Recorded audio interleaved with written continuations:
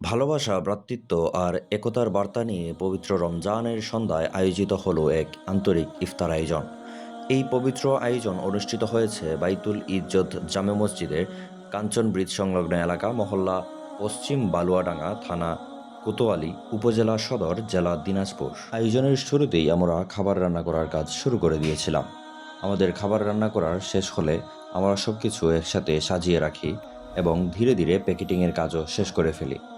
আমাদের প্যাকেটিংয়ের কাজ শেষ করার পর আমাদের প্রধান দায়িত্ব হচ্ছে খুব সুন্দরভাবে সবকিছুই পরিবেশন করা। প্রথমের দিকে আমরা সারিবদ্ধভাবে প্যাকেটগুলোকে সুন্দরভাবে সিরিয়ালি সাজিয়ে রাখি। পরবর্তীতে প্রত্যেক প্যাকেটের পাশে একটি করে পানির বোতল রেখে দেই। ধীরে ধীরে এই কাজগুলো আমরা করতে থাকি। রমজান মাসে সারাদিন রোজা রেখে এত পরিশ্রম করে সুন্দরভাবে সুশৃঙ্খলভাবে আয়োজন সম্পন্ন করার শক্তি আল্লাহই আমাদেরকে জুগিয়ে দিন। কখনো মনে হয় এই কাজ হয়তোবা অসম্ভব, আমরা হয়তোবা করতে পারবো না, কিন্তু কাজ শুরু করার পর থেকে কোথা থেকে এক অদ্ভুত শক্তি আসে শরীরের মধ্যে এবং আমরা ধীরে ধীরে কাজ সম্পন্ন করে ফেলি। আলহামদুলিল্লাহ, আমাদের সব কিছু সাজিয়ে গুছিয়ে রাখার পর আমরা সবাইকে বসতে দিয়েছি।